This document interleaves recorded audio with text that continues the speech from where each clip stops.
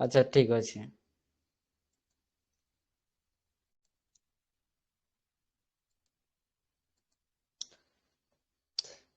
तो वचन क्या कहुए ना जहाँ द्वारा कौन सी वस्त्र बा व्यक्तिर संख्या जना पड़े आम ताकू ही वचन कही था। वचन जानिले तापर देखिबा एक वचन बोली आम जानिबा केमती। तबे से एक वचन संज्ञा किए कहि पारिबे एक वचन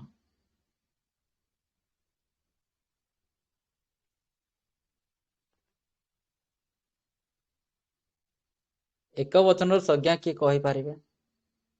जो विशेष्य बा सर्वनाम पदर व्यवहार द्वारा वस्तुर बा व्यक्तिर संख्या गोटे बोली जना पड़े ताको एक वचन कहबे। हाँ तो आम जो सर्वनाम व्यवहार करते विशेष परिवर्तन सर्वनाम व्यवहार करते तो सही सर्वनाम द्वारा आम जापर जे सेटा जड़े व्यक्ति किंबा गोटे वस्तु ताहले आम ताको कहबा जे एक वचन बोली आम कहितबा। ठीक सेमती दी वचन कहले आम केमती बुझा दी वचन क्या कह जाए।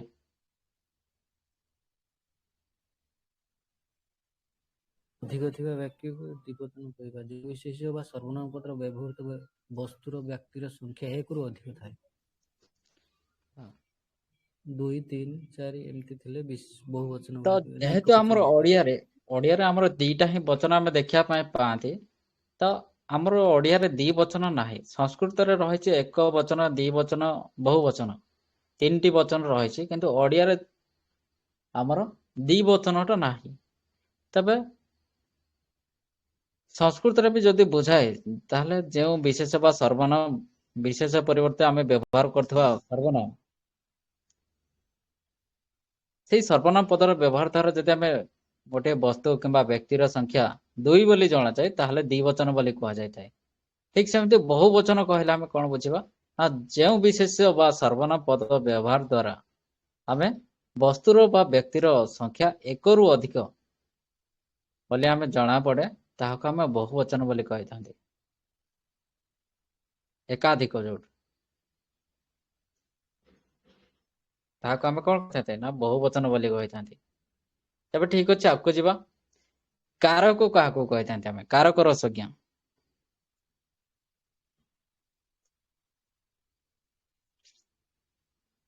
वाक्य किए कहब कारकर संज्ञा कारक क्या कह जाए क्रियापद समस्त सहित जो पदर वाक्य क्रियापद सहित जो पदर अन्य बा संबंध थाए ताकू कारक कहे। हाँ एग्जांपल गोटे दे पारिबे एग्जांपल वाक्य क्रियापद सहित जो पदर अन्य बा संबंध थाए ताहाको आम कारक कही था। तेबे तार संज्ञा किए कहीपर गोटे भल ना संज्ञा तो कहले एग्जांपल गोटे भल जो थे कि आम बुझीपार कारक कौटा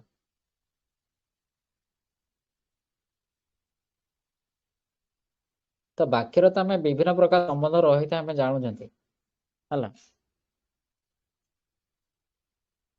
तेबे किए कहीपर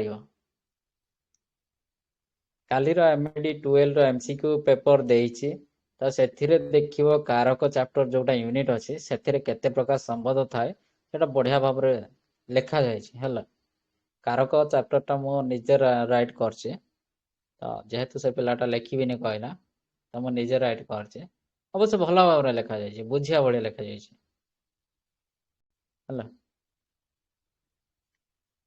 तेबे वाक्य क्रियापद सहित जो पदर अन्य बा संबंध थाए ताहाको आमे कारक बोली कहि थाने। तो आमर एग्जांपल टिके परे नबा कहीं तार प्रकार भेदटा जानी सारिबा तापरे आमे तार एग्जांपल गोटे नहीं के आलोचना करिबा हला ठीक अछि। तेबे कारक को केते भाग विभक्त करा जायछि आ कोन कोन भागरे विभक्त कराई कर्ता कारक कर्म कारक करण कारक संपादन कारक अपादान अधिकरण। तो एहीपरि भाव में 6 भाग विभक्त करा जायछि कारक को केते भाग विभक्त करा जायछि आ 6 भाग विभक्त करा जायछि। ଆଚ୍ଛା ଆମର ଯୋଉ ବିଭକ୍ତି ଯେମିତି ପ୍ରଥମା ଠାରୁ ସପ୍ତମୀ ବିଭକ୍ତି ରହିଛି କାରକୁ କଣ ପାଇଁ 7 ଭାଗରେ କରାଗଲାନି? 6 ଭାଗ କଣ ପାଇଁ ହେଲା?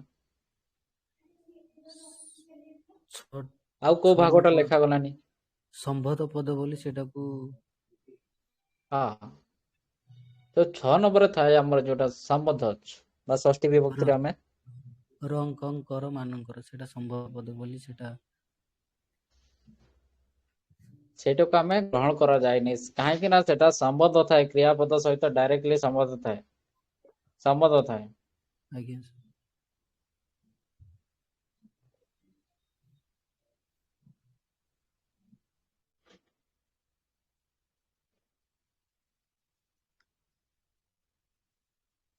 ତେବେ ଠିକ ଅଛି ବର୍ତ୍ତମାନ ଆମେ ଏକ୍ଜାମ୍ପଲ ନେଇକି ଦେଖିବା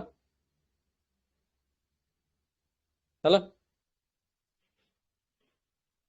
ସପୋଜ ଗୋଟେ ବଡ ଏକ୍ଜାମ୍ପଲ ରେ ନେବା କଣ ଗୋଟେ ନେବା ଏଠି ଗୋଟେ ମୁଁ ଦେଖୁଥିଲି ଗୋଟେ ବଡ ଏକ୍ଜାମ୍ପଲ ରେ ଲେଖା ଯାଇଛି ଯେ ରାଜା ପ୍ରଭାତରେ ଭିକ୍ଷୁକ ମାନଙ୍କୁ ରାଜକୋଷରୁ ସ୍ୱହସ୍ତରେ ଗାଈ ଗୁଡିକ ଦାନ କଲେ। ଏଠି ଗୋଟେ ଲମ୍ବା ବାକ୍ୟଟା ଦିଆଯାଇଛି ହେଲା କଣ ନା ରାଜା ପ୍ରଭାତରେ ଭିକ୍ଷୁକ ମାନଙ୍କୁ ରାଜକୋଷରୁ ସ୍ୱହସ୍ତରେ ଗାଈ ଗୁଡିକୁ ଦାନ କଲେ। ଏଇଠି କ୍ରିୟାପଦ ହଉଛି ଦାନ କଲେ। ତେବେ ସେଇ ଦାନ କରିବା ସହିତ କେତେ କେତେ ପଦର ସମ୍ବନ୍ଧ ରହିଛି ଦେଖିବା।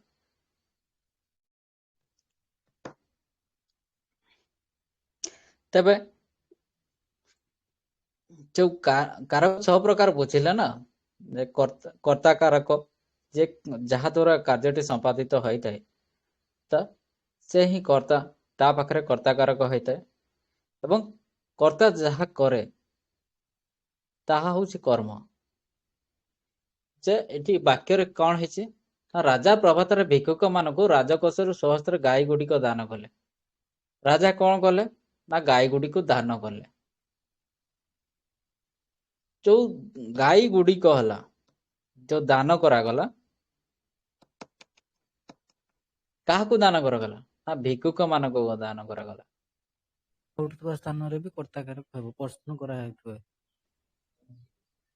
କଣ ପ୍ରଶ୍ନ କରାଯାଉଛି ତ ଏଇଟା ତ ପ୍ରଶ୍ନ ଉଠୁଛି କେଉଁ ମାନଙ୍କୁ ଦାନ କଲା ଏମିତି ବି ଆମେ ହଁ ଜାଣିବା ଯଦି ପ୍ରଶ୍ନ ବାକ୍ୟରେ କରାହେଇପାରିବ ତାହେଲେ ବି କର୍ତ୍ତାକାରକ ହବ। ହଁ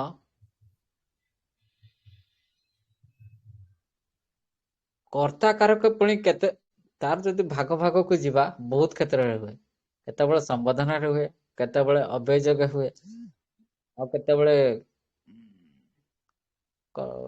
କର୍ମ ବାଚ୍ୟରେ କର୍ମ ବାଚ୍ୟରେ କର୍ମଠାରେ କର୍ମ ବାଚ୍ୟରେ କର୍ମଠାରେ ମଧ୍ୟ ପ୍ରଥମ ବିଭକ୍ତି ହୋଇଥାଏ ତ ଏଇଗୁଡାକ ଜାଣିବା ଦରକାର। ସେଟା ବହୁତ ଭିତରକୁ ସେଟା ପାଇଁ ଆଉ ଥରେ ବିଭକ୍ତିର ଗୋଟେ ସେପାରେଟ କାରକ ବିଭକ୍ତି ପୁରା ଗୋଟେ ସେପାରେଟ କ୍ଲାସ ଦରକାର କାହିଁକି ନା ତାର ବହୁତ ପାର୍ଟ ଅଛି ହେଲା। ଆଉ କୋଉଦିନ ମୁଁ ପିଡିଏଫ ରୁ ସେଟା ଲେଖାଯାଇଛି ପିଡିଏଫ ରେ ବି ଲେଖାଯାଇଛି ତାରି ଉପରେ ମୁଁ ଡିସକସ କରିଦେବି ବିଭକ୍ତି ଉପରେ।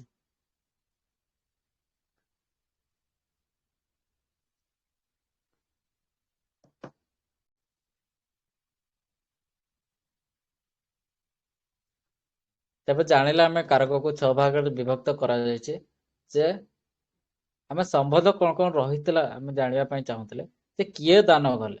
ରାଜା ପ୍ରଭାତରେ ଭିକ୍ଷୁକ ମାନଙ୍କୁ ରାଜକୋଷରୁ ସ୍ୱହସ୍ତରେ ଗାଈ ଗୁଡିକ ଦାନ କଲେ କହିଲେ ନା ଗୋଟେ ବାକ୍ୟ ତ ଦାନ କଲେ ହଉଛି ଯେହେତୁ କ୍ରିୟା ତେବେ ସେଇ କ୍ରିୟାପଦ ସହିତ ଅନ୍ୟାନ୍ୟ ପଦ ମାନଙ୍କର ସମ୍ବନ୍ଧ ରହିଛି।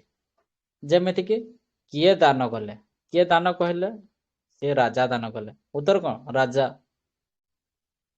ତ ସେ ହଉଛି କର୍ତ୍ତା କାରକ ତା ପାଖରେ କର୍ତ୍ତା କାରକ ବା ପ୍ରଥମ ବିଭକ୍ତିର ଚିହ୍ନ ଲାଗିବ। ତ ପ୍ରଥମ ବିଭକ୍ତିର ତ ଚିହ୍ନ ନଥାଏ ନିର୍ଦ୍ଦିଷ୍ଟ ଏକ ବଚନ ଚିହ୍ନ ନଥାଏ ତ କେତେବେଳେ ଟି ଟି ଏମିତି ଲେଖା ଯାଇଥାଏ ବିଶେଷ ଏଥିରେ ଲେଖା ଯାଇ ନଥାଏ। ତାପରେ କଣ ଦାନ କଲେ ରାଜା କଣ ଦାନ କଲେ ଯୋଉ କଣ ଦାନ କଲେ ଗାଈ ଗୁଡିକ ଦାନ କଲେ ସେ କ୍ଷେତ୍ରରେ କଣ କେଉଁ ବିଭକ୍ତି ହବ ନା ସେ କ୍ଷେତ୍ରରେ କର୍ମକାରକ ହବ ଏବଂ ଦ୍ୱିତୀୟ ବିଭକ୍ତିରେ ଚିହ୍ନ ବ୍ୟବହାର ହବ କୋଉ କୋଉ ମାନଙ୍କୁ ତାପରେ ରାଜା କାହା ଦ୍ଵାରା ଦାନ କଲେ କିପରି ଦାନ କଲେ କାହା ଦ୍ଵାରା କାହା ଦ୍ୱାରା କାର୍ଯ୍ୟଟି ସମ୍ପାଦନ କରିଥାନ୍ତି ତାଠାରେ କରଣକାରକ ହେଇଥାଏ ଏବଂ ତୃତୀୟା ବିଭକ୍ତିର ଚିହ୍ନ ବ୍ୟବହାର ହେଇଥାଏ। ତ ହାତ ମାଧ୍ୟମରେ, ହାତରେ ଦେଲେ, ସ୍ୱହସ୍ତରେ, ତ ସେଇ ସ୍ୱହସ୍ତ ସ୍ଥାନରେ କରଣକାରକ ହବ ଏବଂ ତୃତୀୟା ବିଭକ୍ତିର ଚିହ୍ନ ରହିବ। ତୃତୀୟା ବିଭକ୍ତିର ଚିହ୍ନ କଣ କଣ ନା ରେ, ଦ୍ୱାରା, ଦେଇ, ସ୍ୱହସ୍ତରେ ସେମିତି ଆଗକୁ ଯିବା ଆଉ ତାପରେ ହଁ କରଣକାରକ ଗଲା, ତାପରେ ସମ୍ପ୍ରଦାନ କାରକ। ତେବେ ସମ୍ପ୍ରଦାନ କାରକରେ ଆମେ କଣ ସେଠି ପ୍ରଶ୍ନ କଲେ ଆମେ ପାଇବା ନା ରାଜା କାହାକୁ ଦାନ କଲେ, କାହାକୁ ଦାନ କଲେ, ହଁ ଭିକ୍ଷୁକ ମାନଙ୍କୁ।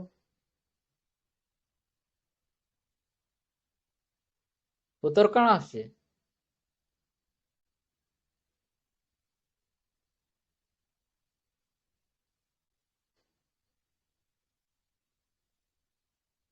ଭିକ୍ଷୁକ ମାନଙ୍କୁ।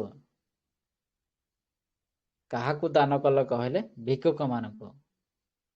ତ ସେଇ କ୍ଷେତ୍ରରେ ଭିକ୍ଷୁକ ମାନଙ୍କୁ ଯେହେତୁ ପରମାନେଣ୍ଟ ପାଇଁ ଦଉଛନ୍ତି, ଯାହା ବି ଦାନ ସେଟା ଆଉ ପୁନର୍ବାର ଫେରି ପାଇବେ କି ଭିକ୍ଷୁକ ମାନଙ୍କ ଠାରୁ ରାଜା ନେଇ ଆସିବେ କି? ନେଇ ଆସିବନି, ଦାନଟା ପରମାନେଣ୍ଟ। ତ ସେ କ୍ଷେତ୍ରରେ ସମ୍ପ୍ରଦାନ କାରକ ହୋଇଥାଏ। ଆଉ ଯଦି ଦାନଟା ଅଳ୍ପ ସମୟ ପାଇଁ ହେଇଥାଏ ବା କିଛି କ୍ଷଣ ପାଇଁ ହେଇଥାଏ, ସେ କ୍ଷେତ୍ରରେ କଣ ହୁଏ? ଦ୍ୱିତୀୟ ବିଭକ୍ତି ହୋଇଥାଏ, କର୍ମକାରକ ହୋଇଥାଏ। ଯେମିତିକି ଧବାକୁ ଲଗା ଦିଅ, ତ ସେଇ ଧବାକୁ କାହିଁକି ନା ସେଇ କ୍ଷେତ୍ରରେ ହବ କର୍ମକାରକ ହବ, ଦ୍ୱିତୀୟ ବିଭକ୍ତିର ଚିହ୍ନ ରହିବ, କାହିଁକି ନା ସେଠି ଦାନଟା ଅଳ୍ପ ସମୟ ପାଇଁ ହଉଛି। ତ ଏବେ ଠିକ ଅଛି, ଆଗକୁ ଦେଖିବା। ତାପରେ ସେଇ ବାକ୍ୟରେ ଅପାଦାନ କାରକର କିପରି ସମ୍ବନ୍ଧ ରହିଛି ଦେଖିବା। ଯେ ସେଠି କ୍ୱେଶ୍ଚନ ଆସିବ କଣ ନା ରାଜା କେଉଁଠାରୁ ଦାନ କଲେ, କେଉଁଠାରୁ ଦାନ କଲେ ନା ରାଜା ପ୍ରଭାତରେ ଭିକ୍ଷୁକ ମାନଙ୍କୁ ରାଜକୋଷରୁ ସ୍ୱହସ୍ତରେ ଗାଈ ଗୁଡିକ ଦାନ କଲେ। ଅର୍ଥାତ୍ କେଉଁଠାରୁ ଦାନ କଲେ ନା ରାଜକୋଷରୁ ଦାନ କଲେ, ରାଜକୋଷରୁ। ତେବେ ସେ ରାଜକୋଷରୁ ଯୋଉ ଦାନ କଲେ ଧନ ସମ୍ପଦ ଗୁଡିକ, ଗାଈ ଗୁଡିକ, ସେଗୁଡିକ ଭିକ୍ଷୁକ ମାନଙ୍କୁ ଦେଇଦେଲେ, ଏଠି ବିଚ୍ଛେଦ ହଉଛି। ତ ସେଇ କ୍ଷେତ୍ରରେ କଣ ହବ ନା ଅପାଦାନ କାରକ ହବ ଏବଂ ସେଇଠି କଣ ହବ ନା ପଞ୍ଚମୀ ବିଭକ୍ତିର ଚିହ୍ନ ଲାଗିବ। ରୁ ଠାରୁ ମାନଙ୍କ ଠାରୁ ପଞ୍ଚମୀ ବିଭକ୍ତିର ଚିହ୍ନ ବ୍ୟବହାର ହବ। ତାପରେ ତ ଷଷ୍ଠୀରେ ଆମର ଯୋଉ ଷଷ୍ଠୀରେ ସମ୍ବୋଧ ପଦ, ସେଟାକୁ ଆମେ କାରକ ବୋଲି କହିନଥାନ୍ତି। ତାପରେ ଦେଖିବା ସପ୍ତମୀ। ତେବେ ସପ୍ତମୀ ବା ଅଧିକରଣ କାରକ ବୋଲିକି ଆମେ ଜାଣିବା କେମିତି ନା ଆମେ କେଉଁ ପ୍ରକାର କ୍ୱେଶ୍ଚନ କରିବା ନା ଯଦି ସ୍ଥାନ କିମ୍ବା କାଳକୁ ଯଦି ବୁଝଉଥିବ, ଯେମିତିକି କେତେବେଳେ ଦାନ କଲେ, ରାଜା କେତେବେଳେ ଦାନ କଲେ ନା ପ୍ରଭାତରେ, ଗୋଟେ ସମୟକୁ ବୁଝଉଛି। ଏଇ କ୍ଷେତ୍ରରେ କଣ ହବ ନା ଅଧିକରଣ କାରକ ହବ। ଅଧିକରଣ କାରକରେ ସପ୍ତମୀ ବିଭକ୍ତି ହୋଇଥାଏ, ଯେମିତିକି ରେ, ଠାରେ, ମାନଙ୍କ ଠାରେ ଗୁଡିକ ହଉଛି ତାର ଚିହ୍ନ ଗୁଡିକ। ସମୟରେ ତ ଅଧିକରଣ କାରକ ବି ତାର 3 ଭାଗ ଥାଏ, ଯେମିତିକି ସ୍ଥାନାଧିକରଣ, କାଳାଧିକରଣ, ବିଷୟାଧିକରଣ। ଏମିତି 3 ଭାଗରେ ରହିଥାଏ। ତ ତାର ଉପରେ ଆଉ ଦିନ ସ୍ପେସିଆଲ ବୁଝିବା ହେଲା, କାରକ ବିଭକ୍ତିର ତାର ପାର୍ଟସ ବାଇ ପାର୍ଟସ, ତାର ବିଭାଗୀକରଣ ଗୁଡିକ ମଧ୍ୟ ଆଲୋଚନା କରିବା। ତେବେ ଠିକ ଅଛି, ଆଗକୁ ଦେଖିବା।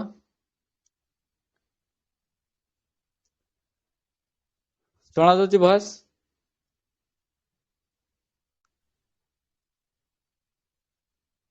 ହ୍ୟାଲୋ, ଭଏସ ଶୁଣାଯାଉଛି? ଏବେ ରିପ୍ଲାଏ ଦେବେ ଟିକେ। ହଉ। ତେବେ ବାକ୍ୟର ପଦ ଗୁଡିକୁ ବିଭକ୍ତ କରିବାରେ ଯେଉଁ ବର୍ଣ୍ଣ ବା ସମଷ୍ଟି ସାହାଯ୍ୟ କରିଥାନ୍ତି ସେଗୁଡିକ ଆମେ କଣ କହିଥାନ୍ତି? ବିଭକ୍ତି। ବିଭକ୍ତି କହିଥାନ୍ତି। Very good. ନେକ୍ସଟ କ୍ୱେଶ୍ଚନ କୁ ଯିବା। ତେବେ ଧାତୁରେ ପ୍ରତ୍ୟୟ ଯୋଗ ହେଇକି ଯେଉଁ ଶବ୍ଦଟା ଗଠିତ ହୋଇଥାଏ ତାହାକୁ ଆମେ କଣ କହିଥାନ୍ତି? ଧାତୁ ସହିତ ପ୍ରତ୍ୟୟ ଯୋଗ ହେବ କୃଦନ୍ତ ପଦ କୃଦନ୍ତ ପଦ କହିଥାନ୍ତି। ଆଉ ସେଥିରେ ଯଦି ଶବ୍ଦ ସହିତ ପ୍ରତ୍ୟୟ ଲାଗିକି ଯଦି ଶବ୍ଦଟା ଗଠିତ ହେଇଥାଏ ତାହେଲେ ଆମେ କଣ କହିଥାନ୍ତି? ଶବ୍ଦ ସହିତ ପ୍ରତ୍ୟୟ ତଦ୍ଧିତ ତଦ୍ଧିତ ହେଲା।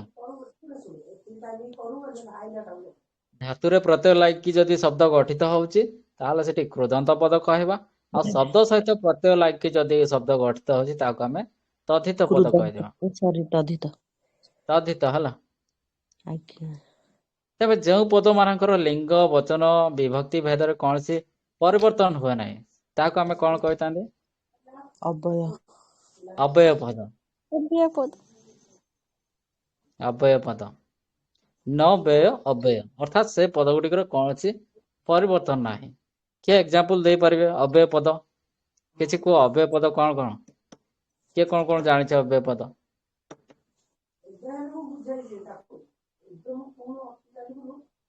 ବାକ୍ୟରେ ଏମିତି ଓ କିଛି ଏବଂ ପଦ କୁହ ଯଥା ଯୋଉ ତଥା ହଁ ବାକ୍ୟରେ ଯଦି ଓ ଏବଂ ଯଥା ତଥା ରହେ ତାକୁ ବି ଅବ୍ୟୟ ହଁ ସେଗୁଡାକ ଆମେ କହିପାରିବା ଅ ଏବଂ ଯଥା, ଯୋଉଟାକି ଆମେ ଦୁଇ ଗୋଟି ବାକ୍ୟକୁ ସଂଯୋଗ କଲା ବେଳେ ବ୍ୟବହାର କରିଥାନ୍ତି। ଅ ଏବଂ କିନ୍ତୁ ପରନ୍ତୁ ଯଦିଓ ଯଦ୍ୟପି ଏଇ ଶବ୍ଦ ଗୁଡ଼ିକର କେତେବେଳେ ପରିବର୍ତ୍ତନ ହୁଏ ନାହିଁ ଦେଖିବ। ସେ ବର୍ଷା ଆସୁ ବନ୍ୟା ଆସୁ କିଛିରେ ବି ପରିବର୍ତ୍ତନ ହବନି। କିମ୍ବା ବାକ୍ୟରେ ଯେତେବେଳେ ବ୍ୟବହାର କରନ୍ତି ସେଗୁଡ଼ିକର ପରିବର୍ତ୍ତନ ହବ କି? ହବନି। ନା ବାକ୍ୟଟା କେତେବେଳେ ପରିବର୍ତ୍ତନ ସେଥିରେ ଯଦି କୌଣସି ବିଭକ୍ତି ଲାଗୁଛି ତାହେଲେ ସେ ଚେଞ୍ଜ ହବ। କିମ୍ବା ତାର ଯଦି ଲିଙ୍ଗ ଅଛି ମାନେ ସେଇଟା ପୁଲିଙ୍ଗ କିମ୍ବା ସ୍ତ୍ରୀଲିଙ୍ଗ ବା କୌଣସି ଏକ ବଚନ ଦି ବଚନ ବହୁ ବଚନରେ ରହିଛି ତାହେଲେ ସେଇଟା ଚେଞ୍ଜ ହବ। ତାର ତ କୌଣସି ଲିଙ୍ଗ ବଚନ ବିଭକ୍ତି କିଛି ନାହିଁ। ଯଦ୍ୟପି କିନ୍ତୁ ପରନ୍ତୁ ଏଗୁଡ଼ିକର କଣ ଅଛି? କିଛି ନାହିଁ। ସେଗୁଡ଼ିକର ତେଣୁକରି ଅବ୍ୟୟ ପଦ ବୋଲି କୁହାଯାଇଥାଏ। ତେବେ ଦୁଇ ଗୋଟି ସଂଯୋଜକ ପଦ ଅବ୍ୟୟ ପଦର ଏକ୍ଜାମ୍ପଲ କିଏ ଦବ? ସଂଯୋଜକ ଅବ୍ୟୟ ପଦ ଓ ଏବଂ ଆଉ ଆଉ କିଛି ଏକ୍ଜାମ୍ପଲ ଦବ? ଦୁଇ ଗୋଟି କହିଲା ବୋଲି ଆଉ କଣ ଦୁଇ ହେବା ଗୋଟି ଆମେ ଦବା? ସାର୍ ଆଉ ହବ ହଁ ଆଉଟାକୁ ବି ଆମେ ବ୍ୟବହାର କରନ୍ତି ନା ଓ ଏବଂ ପୁଣି ଆଉ କଣ ମଧ୍ୟ ଏତେ ଗୁଡାକ ପୁଣି ମଧ୍ୟ ବି ତ ପୁଣି ହେବ ସାର୍। ମଧ୍ୟ ପୁଣି ମଧ୍ୟ ହଁ ପୁଣି ମଧ୍ୟ ଏଟା ସଂଯୋଜକ ଅବ୍ୟୟ କୁହାଯାଏ। ହଁ ସେଗୁଡାକ ବା ସଂଯୋଜକ ଅବ୍ୟୟ ଦିଟା ବାକ୍ୟକୁ ଯୋଉମାନେ ଯୋଗ କରନ୍ତି ମଝିରେ ରୁହନ୍ତି ତ ସେମାନେ ହଉଛନ୍ତି ସଂଯୋଜକ ଅବ୍ୟୟ।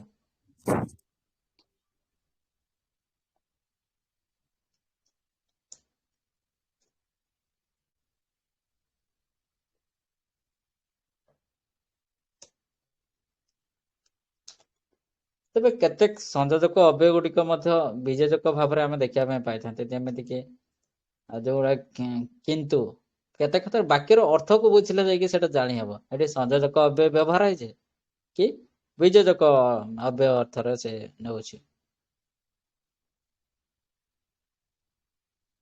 ତେବେ ଯେଉଁ ଅବ୍ୟୟ ଦ୍ଵାରା ହର୍ଷ ବିଷାଦ ଘୃଣା ଇତ୍ୟାଦି ମନରେ କୌଣସି ଭାବକୁ ପ୍ରକାଶ ପାଏ ତାହେଲେ ସେଗୁଡିକ ଆମେ କେଉଁ ପ୍ରକାର ଅବ୍ୟୟ କହିବା? ଅଭାବବାଚକ ଅବ୍ୟୟ। ଅଭାବବାଚକ ଅବ୍ୟୟ। ଯଦି କୌଣସି ହର୍ଷ ବା ବିଷାଦ ବା ଘୃଣା ଇତ୍ୟାଦି ମନର ଭାବକୁ ପ୍ରକାଶ କରିଥାଏ ତାହେଲେ ସେଗୁଡିକ ଆମେ ଅଭାବବାଚକ ଅବ୍ୟୟ କହିବା। ତାର କିଛି ଏକ୍ଜାମ୍ପଲ ହେଇପାରିବ? ଅଭାବ ବିଷାଦ କୁହ ଭୁଲ ଆଉ କୁହ ହେଲା। ମାତ୍ର ହେବା କି ସାର୍? ମାତ୍ର କହିଲେ ଯେଉଁ ଅବ୍ୟୟ ଯୋଉ ମାତ୍ର କିନ୍ତୁ ତଥାପି ଅଥବା ତଥାପି ଯଥା ଏଟା ବିଯୋଜକ ଅବ୍ୟୟ ବାକ୍ୟ ଦୁଇଟି ଭାଙ୍ଗିବା। ହଁ ସେଗୁଡିକ ବାକ୍ୟ ଦୁଇଟିକୁ ଭାଙ୍ଗି ଦିଅନ୍ତି ବିଯୋଜକ କରନ୍ତି ସେଗୁଡିକ ହଉଛି ବିଯୋଜକ ଅବ୍ୟୟ। ମାତ୍ର କିନ୍ତୁ ପରନ୍ତି ଯଦିଓପି ଏଇଗୁଡାକ ଯୋଉଗୁଡାକ କହୁଛନ୍ତି ନା ସେଗୁଡାକ ବିଯୋଜକ ଅବ୍ୟୟ। ଓ ଏବଂ ଯୋଉଗୁଡାକ ଦେଖୁଥିଲେ ସେଗୁଡାକ ହଉଛି ସଂଯୋଜକ ଅବ୍ୟୟ। ଯୋଡିଥାନ୍ତି ଓ ଏବଂ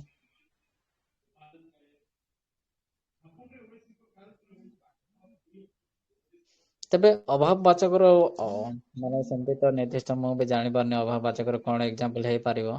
କିଏ ଯଦି କହିପାରିବ ତ କୁହ। ସମୁଚବାଚକ ଅବୟ ଏବେ କେବେ ଯେବେ ଏଟା ତ ସମୁଚବାଚକ ଅବୟ ବୋଧେ। ସମୁଚୟ ଅବୟଟା ଯୋଉ ଅଭାବ ଅବୟ। କିଛି ମନେ ପଡୁଛି ନହେଲେ ନେକ୍ସଟ କ୍ୱେଶ୍ଚନ କୁ ଯିବା। ଅଭାବବାଚକ ଅବ୍ୟୟର ସଂଜ୍ଞା ମାନେ ନାଇଁ ମନେ ପଡିବ। ଆଚ୍ଛା ଠିକ ଅଛି ନେକ୍ସଟ କ୍ୱେଶ୍ଚନ କୁ ଯିବା। ନୋଟ ଡାଉନ କରିଥାଅ ଯେ କେତେ ନମ୍ବର କ୍ୱେଶ୍ଚନ ଟା 33 ନମ୍ବର କ୍ୱେଶ୍ଚନ ହେଲା। ହଁ 33 ନମ୍ବର ଲାଷ୍ଟରେ ଟିକେ ବହି ଦେଖିବା। ନେକ୍ସଟ କ୍ୱେଶ୍ଚନ ଯିବା। ପରସ୍ପର ସନ୍ନିହିତ ଦୁଇଟି ବର୍ଣ୍ଣର ମିଳନ ଦ୍ୱାରା ଗଠିକର କିମ୍ବା ଉଭୟର କିଛି ପରିବର୍ତ୍ତନ ହେଲେ ସେହି ମିଳନକୁ ଆମେ କଣ କହିଥାନ୍ତି? ସନ୍ଧି। ସନ୍ଧି। ମିଳନ ହେଲା ମାନେ ହିଁ ସନ୍ଧି ହେଲା। ଦୁଇ ଗୋଟି ବର୍ଣ୍ଣର ଯଦି ମିଳନ ଘଟୁଛି ସେ କ୍ଷେତ୍ରରେ ସନ୍ଧି ହିଁ ହେଇଛି। ତେବେ ତାହାକୁ ଆମେ ସନ୍ଧି କହିଥାନ୍ତି। ତେବେ ପରସ୍ପର ସନ୍ନିହିତ ଦୁଇଟି ସ୍ୱରବର୍ଣ୍ଣର ମିଳନକୁ ଆମେ କଣ କହିଥାନ୍ତି? କେଉଁ ସନ୍ଧି କହିଥାନ୍ତି? ପରସ୍ପର ସ୍ୱରବର୍ଣ୍ଣ ହେଲା ସ୍ୱର ସନ୍ଧି। ସ୍ୱର ସନ୍ଧି କହିଥାନ୍ତି। ଦୁଇ ଗୋଟି ଯଦି ବ୍ୟଞ୍ଜନ ବର୍ଣ୍ଣର ମିଳନ ଦ୍ୱାରା ଯେଉଁ ସନ୍ଧି ହୋଇଥାଏ ତାହାକୁ ଆମେ କଣ କହିଥାନ୍ତି? ସ୍ୱରବର୍ଣ୍ଣ ହେଲା ସ୍ୱର ସନ୍ଧି। ବ୍ୟଞ୍ଜନ ବର୍ଣ୍ଣ ବ୍ୟଞ୍ଜନ ହେଲେ କଣ ସନ୍ଧି। ସନ୍ଧି? ବ୍ୟଞ୍ଜନ ସନ୍ଧି। ବ୍ୟଞ୍ଜନ ସନ୍ଧି। ସ୍ୱର ଯଦି ସନ୍ଧି। ସ୍ୱରବର୍ଣ୍ଣ ସହିତ ବ୍ୟଞ୍ଜନ ବର୍ଣ୍ଣର ମିଳନ ହେଇକି ଯୋଉ ସନ୍ଧିଟା ହେଇଥାଏ ତାହାକୁ ଆମେ କୋଉ ସନ୍ଧି କହିଥାନ୍ତି? ବିସର୍ଗ ସନ୍ଧି। ସ୍ୱରବର୍ଣ୍ଣ ସହିତ ନା ନା କେବଳ ସ୍ୱର ସନ୍ଧିରେ କଣ ହୁଏ ନା ସ୍ୱରବର୍ଣ୍ଣ ସହିତ ସ୍ୱରବର୍ଣ୍ଣ ମିଳନ ହୁଏ ହେଲା। ଆଉ ବ୍ୟଞ୍ଜନ ସନ୍ଧିରେ କଣ ହୁଏ ନା ବ୍ୟଞ୍ଜନ ବର୍ଣ୍ଣ ସହିତ ବ୍ୟଞ୍ଜନ ବର୍ଣ୍ଣର ମିଳନ ହୁଏ। ଆଉ ବ୍ୟଞ୍ଜନ ବର୍ଣ୍ଣ ସହିତ ସ୍ୱର ବର୍ଣ୍ଣର ମଧ୍ୟ ମିଳନ ହୁଏ ହେଲା। ଦି ପ୍ରକାର ଦେଖିବା ପାଇଁ ମିଳେ ଯେ ବ୍ୟଞ୍ଜନ ବର୍ଣ୍ଣ ସହିତ ବ୍ୟଞ୍ଜନ ବର୍ଣ୍ଣର ମିଳନ ହେଇକି ସନ୍ଧି ହେଇଥାଏ। ତା ସହିତ ବ୍ୟଞ୍ଜନ ବର୍ଣ୍ଣ ସହିତ ସ୍ୱର ବର୍ଣ୍ଣର ମିଳନ ହେଇକି ସନ୍ଧି ଘଟିଥାଏ। ଏଇ ବ୍ୟଞ୍ଜନ ବର୍ଣ୍ଣ ସନ୍ଧିରେ ବ୍ୟଞ୍ଜନ ସନ୍ଧିରେ ଦି ପ୍ରକାର ଦେଖିବା ପାଇଁ ମିଳେ। ଏଠି ଲେଖିଲା ବା ବ୍ୟଞ୍ଜନ ବର୍ଣ୍ଣ ସହିତ ବ୍ୟଞ୍ଜନ ବର୍ଣ୍ଣର କିମ୍ବା ସ୍ୱର ବର୍ଣ୍ଣର ମିଳନକୁ କଣ କୁହାଯାଇଥାଏ? ନା ବ୍ୟଞ୍ଜନ ସନ୍ଧି କୁହାଯାଇଥାଏ ହେଲା। ତାପରେ ଠିକ ଅଛି।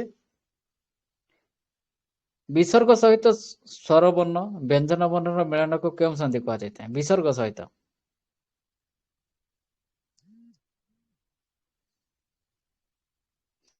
ବିସର୍ଗ ସହିତ ସ୍ୱର ବର୍ଣ୍ଣ ବା ବିସର୍ଗ ସନ୍ଧି କୁହାଯାଇଥାଏ। ତେବେ ବିସର୍ଗ ସନ୍ଧିରେ ଯେତେବେଳେ ବିସର୍ଗ ଲାଗିଥାଏ ଏବଂ ପରପଦ ଆଦି ବର୍ଣ୍ଣଟା ସ୍ୱର ବର୍ଣ୍ଣ ବା ବ୍ୟଞ୍ଜନ ବର୍ଣ୍ଣ ଥାଏ ସେ କଥାରେ ଆମେ ବିସର୍ଗ ସନ୍ଧି ହେଇଥାଏ। ଆଉ ଅର୍ ରେଫ ର ଆଗମ ହେଇଥାଏ ଅର୍ଥାତ୍ ଅର୍ ର ଆଗମ ହେଇଥାଏ।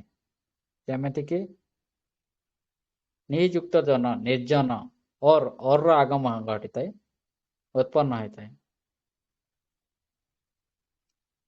ହେଲା।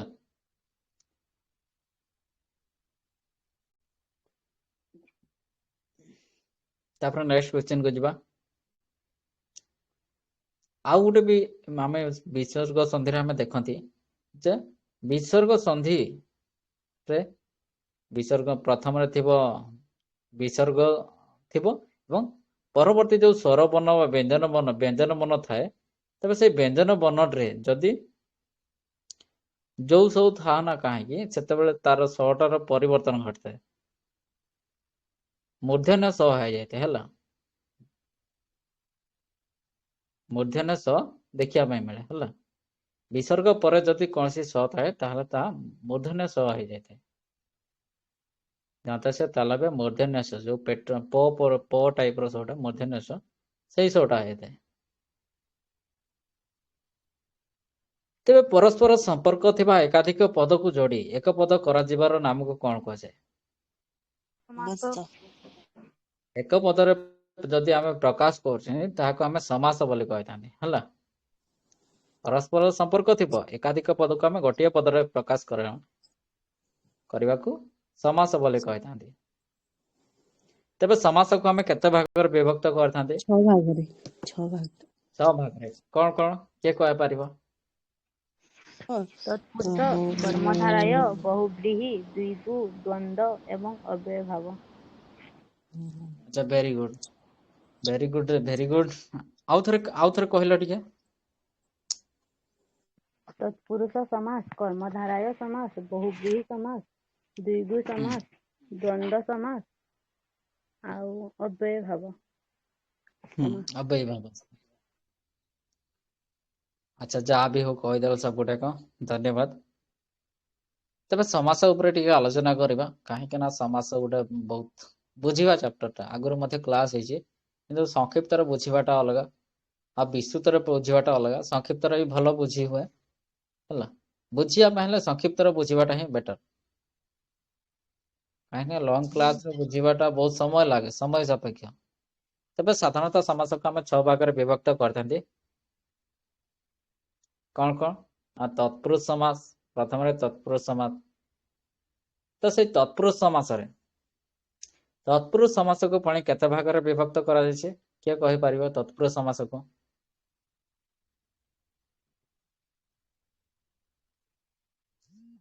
ତତ୍ପୁରୁଷ ସମାସକୁ 6 ଭାଗରେ ଭାଗ ଅଛି, କାହିଁକି ନା ଦ୍ୱିତୀୟ ଠାରୁ ସପ୍ତମୀ ତତ୍ପୁରୁଷ ପର୍ଯ୍ୟନ୍ତ ଅଛି ନା। ତ ତତ୍ପୁରୁଷ ହଁ ସମାସ ହଁ ମଧ୍ୟରେ ସାର୍। ହଁ ଦ୍ୱିତୀୟ ଠାରୁ ସପ୍ତମୀ ପର୍ଯ୍ୟନ୍ତ ତତ୍ପୁରୁଷ ସମାସ ଅଛି। ସପ୍ତମୀ। ତେଣୁକରି ସେଗୁଡ଼ିକୁ ଆମେ ତତ୍ପୁରୁଷ ସମାସ କହିଥାନ୍ତି। 6 ଭାଗରେ ବିଭକ୍ତ କରିଥାନ୍ତି। ତେବେ ତତ୍ପୁରୁଷ ସମାସର କିଏ ସଂଜ୍ଞା କହିପାରିବେ?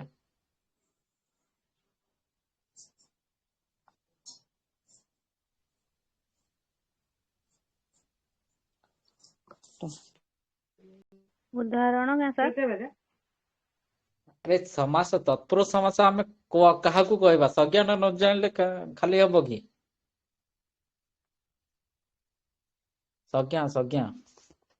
ଦ୍ୱିତୀୟ ଠାରୁ ସପ୍ତମୀ ପର୍ଯ୍ୟନ୍ତ ବିଭକ୍ତି ଯୁକ୍ତ ପଦକୁ ତତ୍ପୁରୁଷ ସମାସ କୁହାଯିବ। ତେବେ ତତ୍ପୁରୁଷ ସମାସର ସଂଜ୍ଞା କାହାକୁ କୁହାଯାଏ?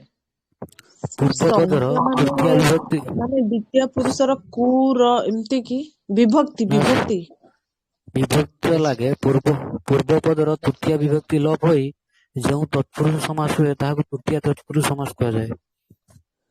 ତୃତୀୟା ଆଚ୍ଛା ଭାଇ ବିଭକ୍ତି କହିଲ ଲୋପ ହୋଇ। ଶୁଣ ମୁଁ କହିଲି ମାନେ ତତ୍ପୁରୁଷ ସମାସର ସଂଜ୍ଞା କହିବା ପାଇଁ କହିଲି। ମୁଁ ତୃତୀୟ ତତ୍ପୁରୁଷ ସମାସର ସଂଜ୍ଞା କହିବା ପାଇଁ କହିନି ହେଲା। ଟିକେ ହଁ ସାର୍, ଆଗକୁ ପଳେଇ ଯେଉଁ ଯାଉଛି। ସମାସରେ ଉତ୍ତର ପଦର ଅର୍ଥ ପ୍ରଦାନ ହୋଇଥାଏ ତାହାକୁ ତତ୍ପୁରୁଷ ସମାସ କୁହାଯିବ। ହଁ, ଯେଉଁ ସମାସରେ ଉତ୍ତର ପଦର ପ୍ରାଧାନ୍ୟ ରହିଥାଏ ଏବଂ ତାହାକୁ କଣ କୁହାଯାଏ? ଯେଉଁ ସମାସରେ ଉତ୍ତର ପଦର ପ୍ରାଧାନ୍ୟ ଥାଏ ଏବଂ ବିଭକ୍ତିର ଚିହ୍ନ ଲୋପ ଘଟିଥାଏ, ବିଭକ୍ତିର ଚିହ୍ନ ମଧ୍ୟ ଲୋପ ହବ, ତାହାକୁ ତତ୍ପୁରୁଷ ସମାସ କୁହାଯାଏ। ଏଠି ବି ପୁରା ଭାବରେ ବାକ୍ୟଟା ଲେଖିଲାନି, କାହିଁକି ନା ବିଭକ୍ତିର ଏଠି ଯୋଗ ଦେଖାଯାଇଥାଏ ନା। ବିଭକ୍ତିର ଚିହ୍ନଟା ବିଲୋପ ହୋଇଥାଏ।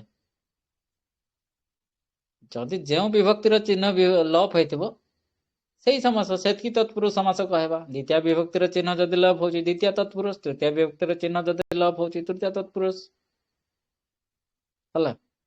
ଏଇ ଗୋଟେ ସଂଜ୍ଞାଟାକୁ ହିଁ କହିବ। ଏ ଦ୍ୱିତୀୟ ତତ୍ପୁରୁଷ ହେଲେ ସଂଜ୍ଞାଟା କେମିତି ହବ? ଯେଉଁ ସମାସରେ ଉତ୍ତର ପଦର ପ୍ରାଧାନ୍ୟ ରହିଥାଏ ଏବଂ ଦ୍ୱିତୀୟ ବିଭକ୍ତିର ଚିହ୍ନ ଲୋପ ହୋଇଥାଏ ତାହାକୁ ଦ୍ୱିତୀୟ ତତ୍ପୁରୁଷ ସମାସ କହିବା। ତୃତୀୟ ତତ୍ପୁରୁଷ ସମାସର ଯଦି ଆମେ ସଂଜ୍ଞା କହିବା, କେମିତି କହିବା? ଯେଉଁ ସମାସରେ ଉତ୍ତର ପଦର ପ୍ରାଧାନ୍ୟ ରହିଥାଏ ଏବଂ ତୃତୀୟ ବିଭକ୍ତିର ଚିହ୍ନ ଲୋପ ହୋଇଥାଏ ତାହାକୁ ଆମେ ତୃତୀୟ ତତ୍ପୁରୁଷ ସମାସ କହିବା। ଏଟା ଚାଲିଲା, ତାର ଟ୍ରେନ୍ ଲାଇନ୍ ଭଳିଆ ଚାଲିଲା ହେଲା। ସେ ସପ୍ତମୀ ବିଭକ୍ତି ଯଦି ପଚରା ତତ୍ପୁରୁଷ ସମାସ ସପ୍ତମୀ ତତ୍ପୁରୁଷର ସଂଜ୍ଞା କଣ? ଯେଉଁ ସମାସରେ ଉତ୍ତର ପଦର ପ୍ରାଧାନ୍ୟ ରହିଥାଏ ଏବଂ ସପ୍ତମୀ ବିଭକ୍ତିର ଚିହ୍ନ ଲୋପ ଘଟିଥାଏ ତାହାକୁ ଆମେ ସପ୍ତମୀ ତତ୍ପୁରୁଷ ସମାସ କହିବା। ଥର ବୁଝିଗଲା ମାନେ ତାର ସଂଜ୍ଞାଟା କହିବାଟା ବହୁତ ସହଜ। ତେବେ ମନେ ରଖିବା ଦରକାର ଯେ ଆମର ତତ୍ପୁରୁଷ ସମାସରେ ଉତ୍ତର ପଦର ପ୍ରାଧାନ୍ୟ ରହିଥାଏ। ତେବେ ସମାସ ଯେତେବେଳେ ଆମେ କରନ୍ତି ପୂର୍ବ ପଦ ଆଉ ଉତ୍ତର ପଦ ଦୁଇଟି ପଦ ଥାଏ, ଦୁଇ ବା ତତୋଧିକ ବି ଥାଏ ହେଲା। ତେବେ ସେ ପୂର୍ବ ଆଉ ପରପଦ ଅର୍ଥାତ ଉତ୍ତର ପଦକୁ ନେଇକି ଯୋଉ ସମାସ ଘଟିଥାଏ, ତେବେ ସେ ପୂର୍ବ ପଦରେ ରହିଥିବା ଯୋଉ ପଦର ତାର ବିଭକ୍ତିର ଚିହ୍ନ ଥାଏ, ସେଥିରେ ତତ୍ପୁରୁଷ ସମାସରେ ତାହା ବିଲୋପ ହୋଇଥାଏ, ବିଭକ୍ତିର ଚିହ୍ନ ଲୋପ ହୋଇଥାଏ। ତାହାକୁ ଆମେ କଣ କହିଥାନ୍ତି? ହଁ, ଦ୍ୱିତୀୟ ତତ୍ପୁରୁଷ, ଦ୍ୱିତୀୟ ବିଭକ୍ତିର ଚିହ୍ନ ଲୋପ ହେଲା ଦ୍ୱିତୀୟ ତତ୍ପୁରୁଷ। ତେବେ ଦ୍ୱିତୀୟ ତତ୍ପୁରୁଷର କିଏ ଗୋଟେ ସଂଜ୍ଞା ଦିଅ କୁହ। ପ୍ରାପ୍ତ, ଧନକୁ ପ୍ରାପ୍ତ। ଧନକୁ ପ୍ରାପ୍ତ, ଧନ ପ୍ରାପ୍ତ। ବିଦ୍ୟାକୁ ପ୍ରାପ୍ତ, ବିଦ୍ୟା ପ୍ରାପ୍ତ। ସୁଖକୁ ଘରକୁ ପ୍ରାପ୍ତ, ସୁଖ ପ୍ରାପ୍ତ। ହଁ, ଘରକୁ ଗତ, ଗୃହାଗତ। ଏଇଗୁଡାକ ଗୃହକୁ ଆଗତ, ଗୃହାଗତ, ସରି ଘରକୁ ଆଗତ, ଘରାଗତ କହିଲି, ଏଟା ଟିକେ ଭୁଲ କହିଲି। ତ ସମାସଟା ହବ ତାର ଗୃହକୁ ଆଗତ, ଗୃହାଗତ। ସେଗୁଡିକ ହଉଛି ଦ୍ୱିତୀୟ ବିଭକ୍ତିରେ ଚିହ୍ନ ଲୋପ ହଉଛି ଏବଂ ଉତ୍ତର ପଦ ଆଗତ, ଯେମିତି ଗୃହକୁ ଆଗତ, ଗୃହାଗତ। ଆଗତ ଆଗତ ହଉଛି ପରପଦ, ତାର ପ୍ରାଧାନ୍ୟ ରହୁଛି। ତ ସେଇ କ୍ଷେତ୍ରରେ ଦ୍ୱିତୀୟ ବିଭକ୍ତିର ଚିହ୍ନ ଲୋପ ହେଇଛି, ତାକୁ ଆମେ କହିପାରିବା ଦ୍ୱିତୀୟ ତତ୍ପୁରୁଷ ସମାସ କହିପାରିବା। ତାପରେ ଠିକ ସେମିତି ଜଣା ପଡିଯାଉଛି ତୃତୀୟ ତତ୍ପୁରୁଷ, ଚତୁର୍ଥୀ ତତ୍ପୁରୁଷ, ପଞ୍ଚମୀ ତତ୍ପୁରୁଷ କେମିତି ହବ ଜଣା ପଡିଯାଉଛି। ତେବେ ତୃତୀୟ ପୁରୁଷର ବି ଗୋଟେ ସଂଜ୍ଞା କେତେ ନେଇଯିବା। କିଏ କହିବ ତୃତୀୟ ତତ୍ପୁରୁଷ କିଛି ପିତୃ ଦ୍ୱାରା ଏକ୍ସାମ୍ପଲ? ହୀନ, ପିତୃହୀନ। ପିତୃ ଦ୍ୱାରା ହୀନ, ପିତୃହୀନ। ହଁ, ବିଦ୍ୟାର ହୀନ, ବିଦ୍ୟାହୀନ।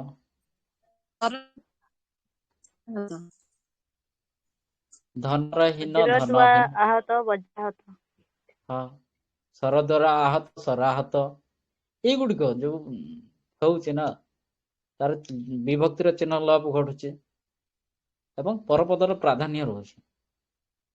ତାହେଲେ ସେଗୁଡିକ ଆମେ ଏଗୁଡିକ ଯୋଉଟାକ ଆମେ ତୃତୀୟ ବିଭକ୍ତିର ଚିହ୍ନ ଲୋପ ଘଟୁଛି, ରେ, ଦ୍ୱାରା, ଏଗୁଡିକ ହଉଛି ତୃତୀୟ ବିଭକ୍ତିର ଚିହ୍ନ। ତାର ବିଭକ୍ତିର ଚିହ୍ନ ଲୋପ ଘଟୁଛି, ତା ସହିତ କଣ ହଉଛି ନା ପରପଦର ପ୍ରାଧାନ୍ୟ ରହୁଛି। ତେଣୁକରି ଏଗୁଡିକ ଆମେ ତୃତୀୟ ତତ୍ପୁରୁଷ ସମାସ କହିବା। ତାପରେ ଚତୁର୍ଥୀ ପଞ୍ଚମୀ ତ ଜାଣିପାରୁଥିବ, ସପ୍ତମୀ, ଷଷ୍ଠୀ, ସପ୍ତମୀ ପର୍ଯ୍ୟନ୍ତ ଆମର ତତ୍ପୁରୁଷ ସମାସ 7 ଗୋଟି ଅଛି, ସରି 6 ଗୋଟି। ତା ସହିତ ଆଉ ଗୋଟେ ବି ଅଛି, ନିଷେଧାର୍ଥକ ବା ନ ସହିତ ଅନ୍ୟ ପଦର ଯେଉଁ ସମାସ ହୋଇଥାଏ ତାହାକୁ କେଉଁ ସମାସ କୁହାଯାଇଥାଏ? ନିଷେଧ ଅର୍ଥରେ ତତ୍ପୁରୁଷ। ନନ୍ ତତ୍ପୁରୁଷ କୁହାଯାଇଥାଏ। ହେଲା, ସେ ଗୋଟେ ସରିଗଲା, ଯେ ଦ୍ୱିତୀୟ ଠାରୁ ସପ୍ତମୀ ପର୍ଯ୍ୟନ୍ତ ତତ୍ପୁରୁଷ ସମାସ ସରିଗଲା। ତାପରେ ଇଏ ଗୋଟେ ଅଲଗା ସମାସ, ଯେଟା କି ନ ତତ୍ପୁରୁଷ ସମାସ। ନିଷେଧାର୍ଥକ ଅର୍ଥରେ, ନିଷେଧାର୍ଥକ ନ ସହିତ ଅନ୍ୟ ପଦର ଯୋଗ ହେଇକି ଯେଉଁ ସମାସଟା ଗଠନ ହେଇଥିବ ତାହାକୁ ଆମେ ନନ୍ ତତ୍ପୁରୁଷ ସମାସ କହିଥାନ୍ତି। ଯେମିତି କି କଣ ଏକ୍ସାମ୍ପଲ? ନ ଯୋଗ ହେଇଥିବ, ନାହିଁ ଯୋଗ କରିବନି, ହେଲା। ନ ଉଚ୍ଚ, ଅନୁଚ୍ଚ। ନ ଉଚ୍ଚ, ଅନୁଚ୍ଚ। ହଁ, ଠିକ ଅଛି। ତାପରେ ଚଳ, ଅଚଳ। ଆଗତ, ଅନାଗତ। ନ ଗଣ୍ୟ, ଅଗଣ୍ୟ। ହଁ, ବଢିଆ। ନେକ୍ସଟ, ଅସନ, ଅନସନ। ନ ଅସନ, ଅନସନ। ଏଇଗୁଡାକ ଆଉ କଣ, ଆଉ କିଏ କହିପାରିବ? ମନେ ପକାଅ। ଆଦର, ଅନାଦର। ଅନାବିଳ। ନ ଆଦର, ଅନାଦ। ଆଉ ସପୋଜ ଯଦି ସେଥିରେ ଲାଗିଥାଏ, ଯେମିତି କି ସପୋଜ ତା ପୂର୍ବରୁ ଯଦି ନାହିଁ ଥାନ୍ତା, ଆମେ ତ ଏଟା ତ କହିଲା କଣ, ନ ସହିତ ଅନ୍ୟ ପଦର ଯୋଗ ହେଇକି ସମାସ ହେଇଥିବ। ସପୋଜ ଯଦି ନାହିଁ ଥାନ୍ତା, ତାହେଲେ ସେଟା କେଉଁ ସମାସ ହେଇଥାନ୍ତା? ନାହିଁ ଯୋଗ କରିକି ଗୋଟେ ସମାସ କହିଲ। ନାହିଁ ପ୍ରଥମରେ ନାହିଁ ଥିବ, ନାହିଁ ଯୋଗ କରିକି କୋଉ ସମାସ ହେଇଥାଏ?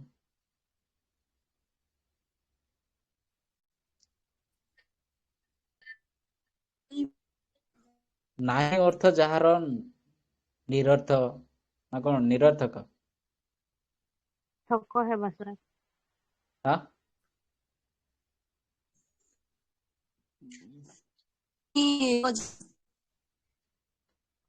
କଣ କୁହ କହୁଛ, କୁହ। ଟ୍ରାଏ କର। ନନ୍ ତତ୍ ନାହିଁ ଆକାର ଯାହାର ନିରାକାର। ନାହିଁ ଆକାର ଯାହାର ସେ ନିରାକାର। ଠିକ ଠିକ। ତେବେ ଏଗୁଡିକ କେଉଁ ସମାସରେ ଯାଇଥାଏ ନା ନାହିଁ ଯଦି ଯୋଗ ହୋଇଥାଏ ସେଟା ନିଷେଧାର୍ଥକ ବହୁବ୍ରୀହି ସମାସରେ ଗଣା ଯାଇଥାଏ ହେଲା। କିନ୍ତୁ ନ ଯଦି ଥାଏ ତାହେଲେ ସେଟା ନଞ୍ଚ ତତ୍ପୁରୁଷ ହବ। ଯଦି ନାହିଁ ଯୋଗ ହଉଛି କନଫ୍ୟୁଜ ହବନି। ନାହିଁ ଯଦି ଯୋଗ ହଉଛି ନା ସେଟା ନିଷେଧାର୍ଥକ ବହୁବ୍ରୀହି ସିଧା ମାରିବ। ନାହିଁ ଆକାର ଯାହାର ସେ ହଉଛନ୍ତି ନିରାକାର। ଯଦି ନ ଯୋଗ ହେଇଛି ତାହେଲେ ନଞ୍ଚ ତତ୍ପୁରୁଷ, ନାହିଁ ଯୋଗ ହେଇଛି ଯଦି ନିଷେଧାର୍ଥକ ବହୁବ୍ରୀହି। ତେବେ ଠିକ ଅଛି ଆଗକୁ ଯିବା। ତେବେ କର୍ତ୍ତାର କ୍ରିୟା ସାଧନରେ ଯାହା ଅଭିଳଷିତ ତାହାକୁ ଆମେ କଣ କହିଥାନ୍ତି? କର୍ତ୍ତାର କ୍ରିୟା ସାଧନରେ ଯାହା ଅଭିଳଷିତ ତାହାକୁ ଆମେ କଣ କହିଥାନ୍ତି? କର୍ମକାରକ। କର୍ମକାରକ କହିଥାନ୍ତି। କଣ କହିଥାନ୍ତି? କର୍ମକାରକ। କର୍ମକାରକ। କର୍ମକାରକ କହିଥାନ୍ତି। Very good. ଠିକ ଅଛି ରେ ଆଗକୁ ଯିବା। ତେବେ ଯେ କ୍ରିୟା ସମ୍ପାଦନ କରେ, ଯେ କ୍ରିୟା ସମ୍ପାଦନ କରେ କିମ୍ବା ଯାହା ସାହାଯ୍ୟରେ କୌଣସି କ୍ରିୟା କୁହାଯାଏ ତାହାକୁ କେଉଁ କାରକ କୁହାଯାଏ? କର୍ତ୍ତାକାରକ। କର୍ତ୍ତାକାରକ। ହଁ, ଯେ କାର୍ଯ୍ୟଟିକୁ ସମ୍ପାଦନ କରେ କିମ୍ବା ଯାହା ସମ୍ବନ୍ଧରେ କୌଣସି କ୍ରିୟା କୁହାଯାଏ ତାହାକୁ କେଉଁ କାରକ କୁହାଯାଇଥାଏ ନା କର୍ତ୍ତା କାରକ କୁହାଯାଇଥାଏ। କାହିଁକି ନା ସେ କାର୍ଯ୍ୟଟିକୁ ସମ୍ପାଦନ କରେ ତା ପାଖରେ କର୍ତ୍ତା କାରକ ହବ।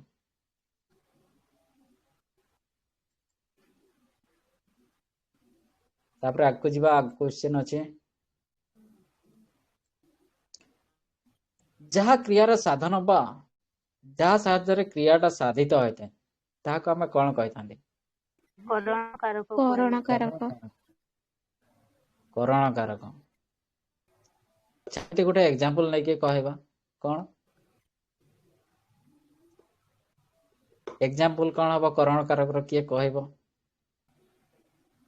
ସେ ଛୁଆଟି ତୁଳିରେ ଚିତ୍ର ଆଙ୍କୁଛି।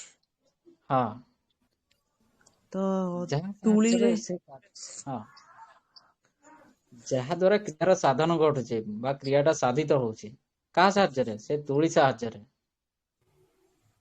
ତୁଳି ସାହାଯ୍ୟରେ ସାଧିତ ହଉଛି ନା ତାର କ୍ରିୟାଟା। ଆଜ୍ଞା, ତେବେ ତାରି କ୍ଷେତ୍ରରେ କରଣ କାରକ ହବ। ସେଇ କ୍ଷେତ୍ରରେ ତୁଳିରେ ବିଭକ୍ତିକୁ ପଳେଇବା। ହଉ ଠିକ ଅଛି। କାରକ ସହିତ ବିଭକ୍ତିର ସମ୍ବନ୍ଧ ରହିଥାଏ ନା କାରକ। ତେବେ ସେ କ୍ଷେତ୍ରରେ କରଣ କାରକ ହୁଏ। ଆଗକୁ ଯିବା। ଯାହା ନିମିତ୍ତ କ୍ରିୟା ସାଧିତ ହୁଏ ତାହାକୁ କେଉଁ କାରକ କୁହାଯାଏ? ଯାହା ନିମିତ୍ତ କ୍ରିୟାଟା ସାଧିତ ହୁଏ। ନିମିତ୍ତ କାରକ। କାରକ। ନିମିତ୍ତ କାରକ। ନିମିତ୍ତ ବା ପାଇଁ ତାକୁ ନିମିତ୍ତ କାରକ କୁହାଯାଇଥାଏ।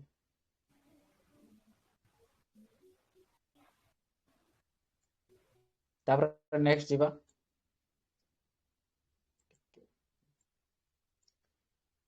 କ୍ରିୟା ଦ୍ୱାରା ଗୋଟିଏ ବସ୍ତୁ ବା ଅନ୍ୟ ବସ୍ତୁ ଠାରୁ ବିଚ୍ଛିନ୍ନ ହେବା ଜଣାଗଲେ ଯେଉଁ ବସ୍ତୁ ଠାରୁ ବିଚ୍ଛିନ୍ନ ହୁଏ ତାହା କେଉଁ କାରକ ହୁଏ? ଅପାଦାନ। ଉପାଦାନ କାରକ। କାରକ। ବିଚ୍ଛେଦ ଅର୍ଥରେ ଯଦି କୁହାଯାଏ ସେଥିରେ ଅପାଦାନ କାରକ କୁହାଯାଇଥାଏ। ଯେମିତି ଏକ୍ସାମ୍ପଲ, ଗଛରୁ ଫଳଟି ଖସିଲା। ଗଛରୁ ପତ୍ର ପଡିଲା କିମ୍ବା ଫଳଟି ଖସିଲା କିମ୍ବା ହିମାଳୟରୁ ବରଫ ପଡିଲା। ହଁ, କିମ୍ବା କୌଣସି ନଦୀ ବାହାରିଛି ଏମିତି ବି କହିପାରିବା। ହିମାଳୟରୁ କୋଉ ନଦୀ ବାହାରିଛି?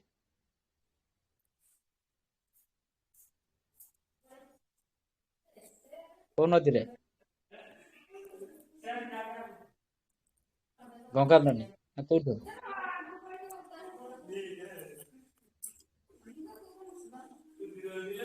ତ ସେ ବିଚ୍ଛେଦ ଅର୍ଥରେ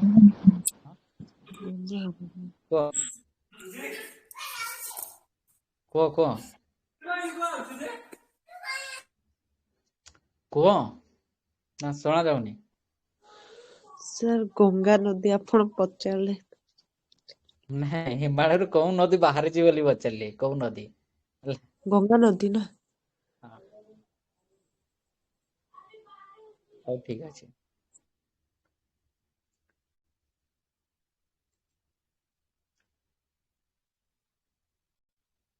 ନେକ୍ସଟ କ୍ୱେଶ୍ଚନ କୁ ଯିବା। ଯେଉଁ କ୍ରିୟା ସ୍ଥାନରେ ବା ଯେଉଁ ସମୟରେ ସାଧିତ ହୁଏ ସେହି ସମୟରେ ସ୍ଥାନର କେଉଁ କାରକ ହୁଏ? ଏଠି କାରଣ ହୁଏ ବୋଲିକି କହିଦେଇଛି, ଟାଇପିଂ ମିଷ୍ଟେକ୍ ଅଛି। କାରକ ହୁଏ, କେଉଁ କାରକ ହୁଏ? ହେଲା, ଅଧିକରଣ କାରକ ହୋଇଥାଏ। ଅଧିକରଣ କାରକ। ଅର୍ଥାତ୍ ଆମେ କଣ ବୁଝିବା ନା, ଯେଉଁ ସ୍ଥାନରେ କୌଣସି ସମୟକୁ ବୁଝାଉଥିବ କିମ୍ବା କୌଣସି ସ୍ଥାନକୁ ବୁଝାଉଥିବ କିମ୍ବା ସ୍ଥାନାଧିକରଣ ହୁଏ, ଆଉ ସ୍ଥାନାଧିକରଣ ଆଉ ଗୋଟେ କାଳାଧିକରଣ ଆଉ ବିଷୟାଧିକରଣ, ଏଇ ତିନିଟା କ୍ଷେତ୍ରରେ ଆମର ଅଧିକରଣ କାରକ ହୋଇଥାଏ। ସ୍ଥାନକୁ ଅଧିକାର କରିଥିବ, ନହେଲେ କାଳକୁ ଅଧିକାର କରିଥିବ, ନହେଲେ ବିଷୟକୁ ଅଧିକାର କରିଥିବ। ଯେମିତିକି ସେ ଗଣିତରେ ପଟୁ, ଏଟା ବିଷୟକୁ ଅଧିକାର କରୁଛି, ସେ ଗଣିତରେ ମାନେ ପଟୁ, ବିଜ୍ଞ ପୁରା। ସେଇ କ୍ଷେତ୍ରରେ ସେଟା ବିଷୟାଧିକରଣକୁ ମଧ୍ୟ ବୁଝାଇଥାଏ। ସକାଳରେ ସୂର୍ଯ୍ୟ ଉଦୟ ହୁଅନ୍ତି, ଏଟା ସମୟକୁ ବୁଝୁଛେ, ସମାଧିକରଣ, କାଳାଧିକରଣ।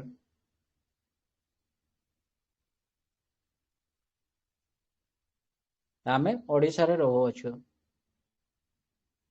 ସେଠି ଆମେ ଓଡ଼ିଶାରେ ଯୋଉ ବସବାସ କରୁଛନ୍ତି, ଗୋଟେ ସ୍ଥାନ, ଓଡ଼ିଶା ଗୋଟେ ସ୍ଥାନ, ରାଜ୍ୟର ନାମ, କିମ୍ବା ଆମେ କୌଣସି ନିର୍ଦ୍ଦିଷ୍ଟ ଗାଁରେ ରହୁଛୁ କହିପାରିବା, ମୁଁ ଏଇ ଗ୍ରାମରେ ବାସ କରେ। ତ ସେଗୁଡିକ ହଉଛି ସ୍ଥାନାଧିକରଣ, ବିଷୟାଧିକରଣ, ଗୋଟେ କାଳାଧିକରଣ। ଏଇପରି ଭାବରେ ତାର ଅଧିକରଣ କାରକକୁ ଦେଖିବା ପାଇଁ ପାଇଥାନ୍ତି। 3 ଗୋଟି ରୂପ ଦେଖିବା ପାଇଁ ମିଳେ। ବିଶେଷ କରି 2 ଗୋଟି ନା ଆମେ ବ୍ୟବହାର ହୁଏ, କିନ୍ତୁ ବିଷୟାଧିକରଣ ଯୋଉଟା କହିଲି ଗଣିତର ପଟୁ, ସେଟା ବହୁତ ରେୟାର କେସରେ ଏକ୍ସାମ୍ପଲ ଦେଖିବା ପାଇଁ ମିଳେ, କିନ୍ତୁ ମିଳେ ସେଟା ବି। ତେବେ ବାକ୍ୟର ପଦ ଗୁଡିକ ବିଭକ୍ତ କରିବାର ଯେଉଁ ବର୍ଣ୍ଣ ସମଷ୍ଟି ସାହାଯ୍ୟ କରନ୍ତି, ସେଗୁଡିକୁ କଣ କୁହାଯାଇଥାଏ? ବିଭକ୍ତି। ବିଭକ୍ତି କୁହାଯାଏ। ଠିକ ଅଛି, ନେକ୍ସଟ କ୍ୱେଶ୍ଚନ କୁ ଯିବା। ଯେଉଁ କ୍ରିୟାର ବ୍ୟବହାର ଦ୍ୱାରା ବାକ୍ୟର ଅର୍ଥ ସମ୍ପୂର୍ଣ୍ଣ ରୂପେ ପ୍ରକାଶ ପାଇଥାଏ, ତାହାକୁ ଆମେ କେଉଁ କ୍ରିୟା କହିଥାନ୍ତି? ସମାପିକା କ୍ରିୟା। ସମାପିକା କ୍ରିୟା। ସମାପିକା କ୍ରିୟା କେଉଁଠାରେ ବ୍ୟବହାର ହେଇଥାଏ? ବାକ୍ୟର କେଉଁ ସ୍ଥାନରେ ବ୍ୟବହାର ହେଇଥାଏ ସମାପିକା କ୍ରିୟାଟା? ବାକ୍ୟର ଶେଷରେ ସମାପିକା କ୍ରିୟାଟା ସବୁବେଳେ ବାକ୍ୟର ଶେଷରେ ବ୍ୟବହାର କରାଯାଏ, ଶେଷରେ। ନା ଆରମ୍ଭରେ ଲଗାଯାଏ? ଆରମ୍ଭରେ ନାଇଁ ତ, ନାଇଁ, ଶେଷରେ। ସମାପିକା ସବୁବେଳେ ଶେଷରେ, ହେଲା। ଏବଂ ସେଇ ସମାପିକା କ୍ରିୟା ଅନ୍ୟ କୌଣସି କ୍ରିୟାର ସେ ଆକାଂକ୍ଷା ରଖେ ନାହିଁ, ଯେ କାହିଁକି ନା ଗୋଟେ ବାକ୍ୟଟା ଗୋଟେ କ୍ରିୟାରେ ଶେଷ ହୋଇଯାଉଛି, ତେଣୁକରି ଆଉ କ୍ରିୟାର କୌଣସି ଆବଶ୍ୟକତା ନାହିଁ। ତେଣୁକରି ସେ ଅନ୍ୟ କ୍ରିୟାରେ ଆକାଂକ୍ଷା ବା ଆଶା ରଖେ ନାହିଁ। ଠିକ ଅଛି, ଦେଖିବା ହେଲା। ଯେଉଁ ବ୍ୟବହାର ଦ୍ୱାରା ଅର୍ଥ ସମ୍ପୂର୍ଣ୍ଣ ରୂପେ ନାହିଁ ଏବଂ ଅନ୍ୟ କ୍ରିୟାର ଅପେକ୍ଷାର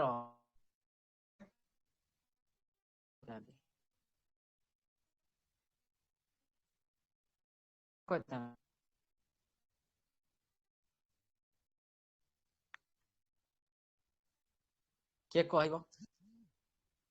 ହ୍ୟାଲୋ, କ୍ଲିୟର କଣ ନାହିଁ କହିଥାନ୍ତି ରେ? କ୍ଲିୟର ଶୁଣା ନାଇଁ ଗଲା? ଶୁଣାଯାଉନି। ଆଚ୍ଛା ଆଚ୍ଛା, କଲ୍ ଗୋଟେ ଆସିଥିଲା, ରିଙ୍ଗ ହଉଥିଲା।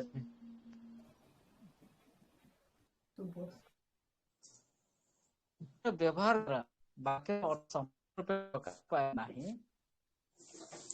ଏବଂ ଅନ୍ୟ ଅପେକ୍ଷାର ତାକୁ କଣ କହିଥାନ୍ତି ଆମେ? ଅସମାପିକା କ୍ରିୟା। ଅସମାପିକା କ୍ରିୟା। ଅସମାପିକା କ୍ରିୟା। ଅସମାପିକା ବୋଲି ଆମେ କହିଥାନ୍ତି। ଠିକ ଅଛି, ନେକ୍ସଟ ଯିବା। ଯାହାକୁ ତୁଳନା କରାଯାଏ ତାହାକୁ ଆମେ କଣ କହିଥାନ୍ତି? ଯାହାକୁ ସହିତ ମାନେ ଅନ୍ୟ ସହିତ ଆମେ ତୁଳନା କରନ୍ତି, ଉପମେୟ। ଉପମେୟ କୁହାଯାଏ। ଯାହା ସହ ତୁଳନା ଉପମେୟ। ତାହା ଉପମେୟ। ଆଜ୍ଞା। ଯାହାକୁ ଅନ୍ୟ ସହିତ ତୁଳନା କରାଯାଏ ତାହାକୁ କଣ କୁହାଯାଏ? ଉପମେୟ ଉପମେୟ। କୁହାଯାଏ। ସପୋଜ ଗୋଟେ ଏକ୍ସାମ୍ପଲ ଗୋଟେ କହିଲ ରେ କିଏ ଚାନ୍ଦ ପରି ମୁହଁ ନା କଣ ଆଜ୍ଞା। ହଁ ଚାନ୍ଦ ପରି ମୁହଁ। ତ ସେଥିରେ ଉପମେୟ କିଏ ଉପମାନ କିଏ କୁହ? ଚା ଚାନ୍ଦ ହଉଛି ଉପମେୟ। ଉପମାନ ହବ ନା। କୁହ ଏଇଥିରେ କନଫ୍ୟୁଜନ ଟା କୁହ ଉପମେୟ ଉପମାନ ଚାନ୍ଦ କୁହ। ପରି ମୁହଁ ତ ଚାନ୍ଦ ହବ ଉପମାନ ଆଉ ମୁହଁ ହବ ଉପମେୟ। ନା କଣ? ମୁଁ ବି କନଫ୍ୟୁଜ ଅଛି। କୁହ ତ ଚାନ୍ଦ ହବ ସାର୍ ଆପଣ ଉପମେୟ। କହିଦଉ। ନାଇଁ ବୁଝିବା ପାଇଁ ଟ୍ରାଏ କର ହେଲା ବୁଝିବା ପାଇଁ ଟ୍ରାଏ କର। ବହିରେ କଣ କହିଛି ତମର ଆର ବହି ଦେଖ ଉପମେୟ ଆଉ ଉପମାନ ଦିଟା ଯାକ ଯଦି କମ୍ପେୟାର ନ କରିବ ତାହେଲେ ପାଇବନି ହେଲା। ସେଥିରେ କହିଲା କଣ ଯାହାକୁ ଅନ୍ୟ ସହିତ ତୁଳନା କରାଯାଏ ଯାହାକୁ ତୁଳନା କରାଯାଏ। ଯାହାକୁ ତୁଳନା କରାଯାଏ। ହଁ ଯାହାକୁ ମାନେ ସେଇଟା ମୁହଁକୁ ମୁହଁକୁ ଆମେ କାହା ସହିତ ତୁଳନା କରୁଛେ ଚାନ୍ଦ ସହିତ ତୁଳନା କରୁଛନ୍ତି। ଚାନ୍ଦ ଚାନ୍ଦ ସହିତ ସହିତ। ହଁ ତାହେଲେ ତାହାକୁ ଆମେ କଣ କହିବା ଯାହାକୁ ତୁଳନା କରୁଛନ୍ତି ତାକୁ କୁହାଯାଏ। ମୁହଁ ଟାକୁ ତୁଳନା କରୁଛନ୍ତି ଆମେ କାହା ସହିତ ଚାନ୍ଦ ସହିତ ମୁହଁ ଟା ତାହାକୁ ଉପମେୟ କଣ ହବ। ହଁ ଉପମେୟ ହେଲା। ହଁ ଆଚ୍ଛା ଠିକ ଅଛି। ଯାହାକୁ ଅନ୍ୟ ସହିତ ତୁଳନା କରାଯାଏ ତାହାକୁ ଉପମେୟ କୁହାଯାଏ ଅର୍ଥାତ୍ ମୁହଁକୁ ଆମେ ଚାନ୍ଦ ସହିତ ତୁଳନା କରୁଛନ୍ତି ଅର୍ଥାତ୍ ମୁହଁ ଟା ହଉଛି ଉପମେୟ ଆଉ ଚାନ୍ଦ ହଉଛି ଉପମାନ। ଉପମାନ। ହଁ ତାକୁ ଆଜ୍ଞା ମାନ ଦିଆଯାଉଛି ବା ଚାନ୍ଦ ପରି ମୁହଁ ଯାହାର କଣ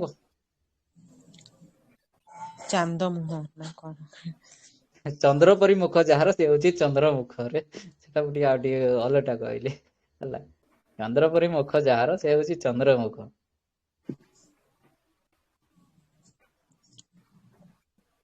ମୁଖ ପରି ଚନ୍ଦ୍ର ଯାହାର ହଉଛି ସେ ମୁଖ ଚନ୍ଦ୍ର ଦିଟା କଥା।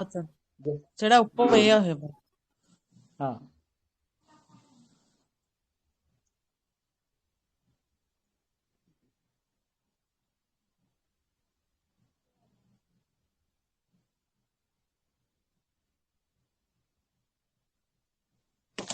ଆଗକୁ ଯିବା ଯେଉଁ ପ୍ରତ୍ୟେକ ସମସ୍ୟମାନ ପଦର ଅର୍ଥର ପ୍ରାଧାନ୍ୟ ଥାଏ ତାହାକୁ ଆମେ କେଉଁ ସମାସ କହିଥାଉ ଦିଟା ଯାକ ପଦର ଅର୍ଥ ରହିବ ଦ୍ୱନ୍ଦ୍ୱ ସମାସ। ଦ୍ୱନ୍ଦ୍ୱ ସମାସ ଦିଟା କିମ୍ବା ତିନିଟା ପଦ ଯେତେ ବି ପଦକୁ ନେଇକରି ଆମେ ଗଠନ କରୁଛନ୍ତି ସମାସଟା ସେଠି ଉଭୟ ସବୁ ପଦର ପ୍ରାଧାନ୍ୟ ରହିଥିବ ତାହେଲେ ଆମେ ତାକୁ କେଉଁ ସମାସ କହିବା ନା ଦ୍ୱନ୍ଦ୍ୱ ସମାସ କହିବା।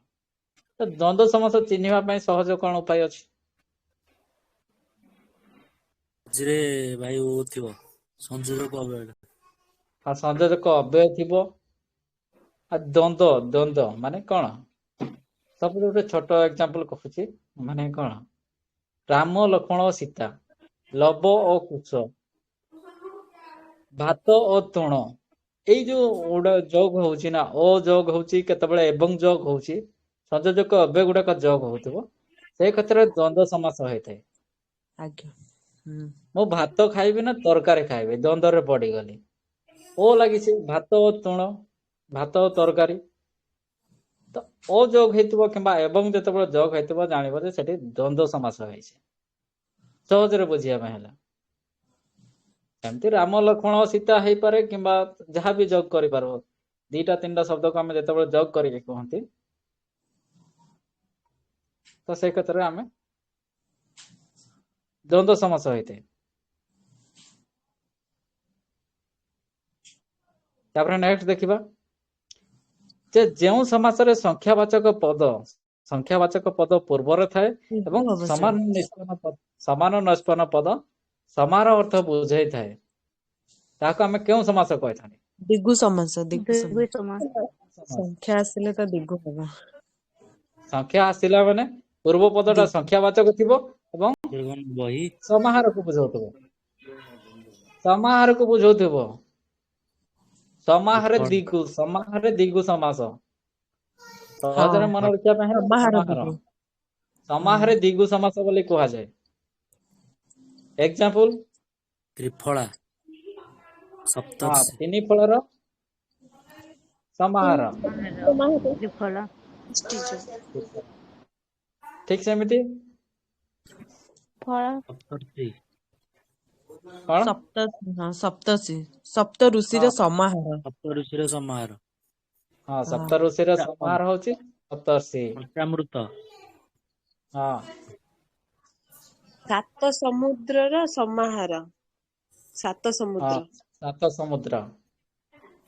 ଭେରି ପଞ୍ଚାମୃତ ଗୁଡ। ନେକ୍ସଟ ପଞ୍ଚବଟର ପଞ୍ଚାମୃତ। ସମାହାର ପଞ୍ଚାମୃତର ପଞ୍ଚବଟୀ ସମାହାର। ପଞ୍ଚବଟୀର ସମାହାର ପଞ୍ଚବଟୀ। ହଁ। ହଁ, ନେକ୍ସଟ ତିନି ଭୁବନର ସମାହାର ତ୍ରିଭୁବନ। ତ୍ରିଭୁବନ। Very good. ତ ଏଗୁଡାକ ଜାଣିଲେ ଯେ ଆମେ ତିନି କୋଣର ସମାହାର ତ୍ରିକୋଣ। ହଁ, ତିନି କୋଣର ସମାହାର ହଉଛି ତ୍ରିକୋଣ। ତ ସମାହାର ଅର୍ଥାତ୍ ପୂର୍ବ ସେଇଥିରେ ସଂଖ୍ୟାକୁ ବି ମାନେ ଦୃଷ୍ଟି ଦିଆଯାଇଥାଏ। ଯେଉଁ ସମାସରେ ସଂଖ୍ୟାବାଚକ ପୂର୍ବ ପଦରେ ଥାଏ ଏବଂ ସମାନ ନିଷ୍ପନ୍ନ ପଦ ସମାହାର୍ଥ ଅର୍ଥକୁ ବୁଝାଇଥାଏ, ତାହାକୁ ଦ୍ୱିଗୁ ସମାସ କୁହାଯାଇଥାଏ। ସମାହାର ଦ୍ୱିଗୁ। ଆଉ ଯଦି ଅଲଗା ଅର୍ଥକୁ ବୁଝାଇଥାଏ ନା, ହୁଏତ ପୂର୍ବ ଅକ୍ଷର ମାନେ ପୂର୍ବ ପଦଟା ସଂଖ୍ୟାବାଚକ ଥିବ ଏବଂ ପରବର୍ତ୍ତୀ ପଦଟା ସମ୍ଭାର ହଉନଥିବ ଯଦି। ସମାହାରକୁ ନ ବୁଝେଇକି ତାହା ଗୋଟେ ଅଲଗା ଅର୍ଥକୁ ବୁଝାଇଥାଏ। ପୂର୍ବ ସେଟା ପଦର ଦ୍ୱିଗୁ ଅର୍ଥକୁ ସମାସ। ବୁଝେଇବନି। ନା, ଶୁଣି ସାର ଟିକେ ହେଲା। ଆଜ୍ଞା। ତେବେ ଯେଉଁ ସମାସରେ ପୂର୍ବ ପଦଟା ସଂଖ୍ୟାବାଚକ ଥିବ ହେଲା, ଏବଂ ପରପଦଟା କଣ ହଉଥିବ ନା, ପରପଦଟା ତାର ଅର୍ଥ ନିର୍ଦ୍ଦିଷ୍ଟ ସମାହାରର ଅର୍ଥକୁ ନ ବୁଝେଇକି ଅଲଗା ଗୋଟେ ଅର୍ଥକୁ, ପୂର୍ବ ପଦର ଅର୍ଥକୁ ବୁଝେଇବନି, ପରପଦର ବି ଅର୍ଥକୁ ବୁଝେଇବନି, ସିଏ ଗୋଟେ ଆଉ ଗୋଟେ ଅର୍ଥକୁ ବୁଝେଇବ। ତାହେଲେ ସେ କ୍ଷେତ୍ରରେ କୋଉ ସମାସ ହେଇଥାଏ? ବହୁବ୍ରୀହି ବହୁବ୍ରୀହି ସମାସ ହେଇଥାଏ। ବହୁବ୍ରୀହି ସମାସରେ ତାର ଗୋଟେ ନିର୍ଦ୍ଦିଷ୍ଟ, ସିଏ ଗୋଟେ ଅଲଗା ଅର୍ଥକୁ ବୁଝାଏ। ଯେମିତିକି ଆମେ କହିବା କଣ ନା, ଦଶ ଆନନ ଯାହାର ସେ ଦଶାନନ। ଦଶାନନ କହିଲେ କଣ? ପ୍ରଥମରେ ରାବଣ ସଂଖ୍ୟାବାଚକ ଅଛି, କିନ୍ତୁ ଆନନ ପରବର୍ତ୍ତୀ ପଦ ହଉଛି ବା ଉତ୍ତର ପଦ ହଉଛି ଆନନ। ତ ସେଥିରେ ସମାହାରକୁ ବୁଝଉନି ସିଏ। ଦଶ ଆନନ ଯାହାର, ସେ ହଉଛି ଦଶାନନ। ଦଶାନନ କହିଲା ବେଳକୁ ରାବଣକୁ ବୁଝଉଛି। ଆଉ ଗୋଟେ ସେ ଦଶକୁ ବୁଝଉ ନାହିଁ କି ଆନନକୁ ବୁଝଉ ନାହିଁ, ସେ ରାବଣକୁ ବୁଝଉଛି। ତ ସେଇ କ୍ଷେତ୍ରରେ ବହୁବ୍ରୀହି ସମାସ ହେଇଥାଏ ହେଲା। ଠିକ ସେମିତି ବହୁବ୍ରୀହି ସମାସର ଆଉ କଣ ଏକ୍ସାମ୍ପଲ ହବ, କିଏ କହିବ? ପିତ୍ତ ଅଟେ ଅମ୍ବର ଯାହାର ହୁଁ। ପୀତାମ୍ବର ପିତ ଅଟେ ଅମ୍ବର ପୀତାମ୍ବର। ବୀଣା ପାଣିରେ ଯାହାର ବୀଣା ପାଣି, ବୀଣା ବୀଣା ସରସ୍ୱତୀ ପାଣି। ମିଶ୍ର। ଆଜ୍ଞା। ହଁ, ଆଉ କଣ? ସାର୍ ଏଇଟା ଦିଗୁର ମାନେ ଏକ୍ଜାମ୍ପଲ ନା? ବହୁବ୍ରୀହି ସମାସରେ ବହୁବ୍ରୀହି ସମାସ। ଆଜ୍ଞା। ବୀଣା ପାଣିରେ ଯାହାର, ଯାହାର ତାହାର ଯଦି ବୁଝେଇଲ ନା, ସେ ବହୁବ୍ରୀହିକୁ ବୁଝାଏ। ବହୁବ୍ରୀହି ବାବା ସମାସକୁ ଶାନ୍ତି ହେଇଯାଏ। ଅପା ଗଲାଣି। ନୀଳ ଅମ୍ବର ଯାହାଙ୍କର ସେ ନୀଳ। କହିଲି ଶାନ୍ତି ଅପା କାଇଁ ଫୋନ କରୁଛି? ଆଁ? କଣ କଥା କହିଲ? ହବ?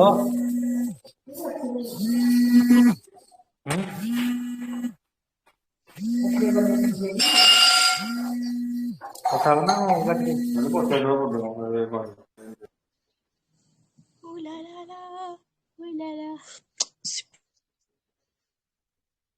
ହ୍ୟାଲୋ, ବୁଝିଗଲା? ତାପରେ ନେକ୍ସଟ କ୍ୱେଶ୍ଚନକୁ ଯିବା। ହଁ। ଆଚ୍ଛା, ହଉ। ଧାତୁରେ ପ୍ରତ୍ୟୟ ଲାଗି ଯେଉଁ ଶବ୍ଦ ଗଢା ହୁଏ ତାହାକୁ କଣ କୁହାଯାଏ? ଏଟା ଆଗରୁ ଆଲୋଚନା କରିଥିଲେ। ଧାତୁରେ ପ୍ରତ୍ୟୟ ଲାଗିକି ଯେଉଁ ଶବ୍ଦ ଗଢା ହୁଏ ତାହାକୁ ଆମେ କଣ କୁହାଯାଏ? ନା କୃଦନ୍ତ ଶବ୍ଦ ଉଦନ୍ତ ଶବ୍ଦ କୁହାଯାଏ। ଏବଂ ଶବ୍ଦର ଯଦି ପ୍ରତ୍ୟୟ ଲାଗିକି ଶବ୍ଦ ଗଢା ହୁଏ ତାହେଲେ କଣ କୁହାଯାଏ? ତଦ୍ଧିତ ଶବ୍ଦ ତଦ୍ଧିତ। ଅଧିତ ଶବ୍ଦ କୁହାଯାଏ। Very good. ତାପରେ ନେକ୍ସଟ ଯିବା। କାହାରି ଉକ୍ତିକୁ ଅବିକଳ ପ୍ରକାଶ କରାଗଲେ ତାହାକୁ କଣ କୁହାଯାଏ? କାହାରି ଯଦି ଉକ୍ତିକୁ ଆମେ ଅବିକଳ ଭାବରେ ପ୍ରକାଶ କରିଦଉଛନ୍ତି, ସେମ ଆକାରରେ ପ୍ରକାଶ ପ୍ରତ୍ୟକ୍ଷ କରୁଛନ୍ତି, ପ୍ରତ୍ୟକ୍ଷ ଉକ୍ତି। ପ୍ରତ୍ୟକ୍ଷ ଆଉ ତାକୁ ଯଦି ଆମେ ବୁଲେଇକି କହୁଛନ୍ତି ସପୋଜ, ତାହେଲେ ଆମେ ତାକୁ କଣ କହିଥାନ୍ତି? ଜଣକର ଉକ୍ତିଟାକୁ ଆମେ ଅବିକଳ ପ୍ରକାଶ ନ କରିକି ତାକୁ ତୃତୀୟ ପୁରୁଷ ଆକାରରେ ଯଦି ଆମେ ପ୍ରକାଶ କରୁଛନ୍ତି ତାହେଲେ ପରୋକ୍ଷ ତାକୁ କଣ କୁହାଯାଏ? ପରୋକ୍ଷ ପରୋକ୍ଷ ଉକ୍ତି ଉକ୍ତି। କୁହାଯାଏ। ପରୋକ୍ଷ ଉକ୍ତି। ପରୋକ୍ଷ ଉକ୍ତି କୁହାଯାଏ। ତେବେ ପରୋକ୍ଷ ଉକ୍ତି ସବୁବେଳେ ତୃତୀୟ ପୁରୁଷ ଆକାରରେ ପ୍ରକାଶ କରାଯାଏ ହେଲା।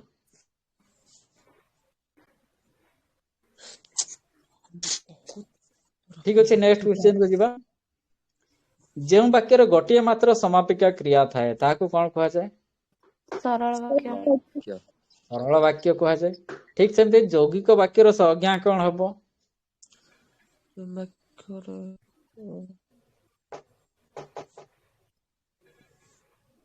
କଣ ହବ?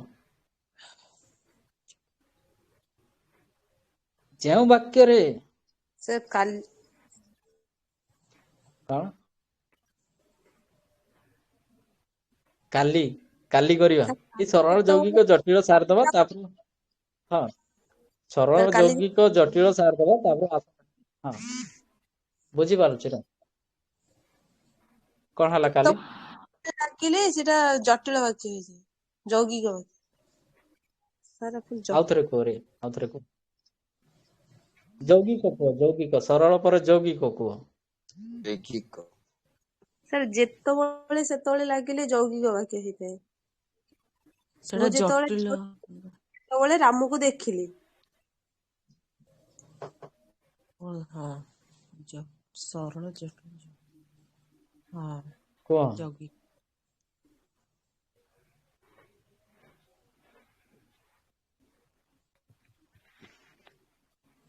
ଆଉ କିଏ କହିବ ଯୌଗିକ ବାକ୍ୟର ଏକ୍ସାମ୍ପଲ ଦିଅରେ, କଣ ଯୌଗିକ ବାକ୍ୟ କଣ ଅଛି? ସରଳ ଯୌଗିକ ଜଟିଳ ପୁରା ତିନିଟା ବାକ୍ୟ ଆମେ ଜାଣନ୍ତି। ସନ୍ଧ୍ୟା ହେଲା ଏବଂ ପକ୍ଷୀମାନେ ବସାକୁ ଫେରିଲେ। ଆରେ ସଂଜ୍ଞା ଟା ପ୍ରଥମେ କହିବ ନା, ତାପରେ ଏକ୍ସାମ୍ପଲ ଦେଲେ ଆମେ ବୁଝିପାରିବା। ସଂଜ୍ଞା ନହେଲେ ଡାଇରେକ୍ଟ ଏକ୍ସାମ୍ପଲ ଦେଲେ ବୁଝି ହବ କି? ଯେଉଁ ବାକ୍ୟରେ ଦୁଇଟି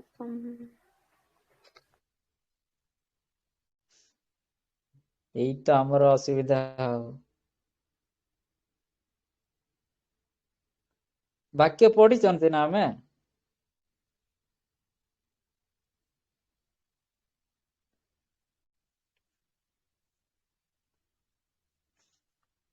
ଆଉ କିଏ କହିବ କୁହ, ଜଲ୍ଦି କୁହ।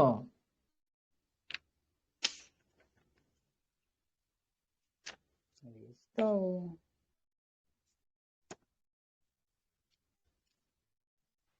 ଏକାଧିକ ସରଳ ବାକ୍ୟର ସଂଯୋଗରେ ଯେଉଁ ବାକ୍ୟ ଗଠିତ ହୁଏ ତାହାକୁ ଯୌଗିକ ବାକ୍ୟ କୁହାଯାଏ। Very good. ଏତେ ପରେ ଯାଇକି ସଂଜ୍ଞା ଟା ଗୋଟେ କହିଲେ।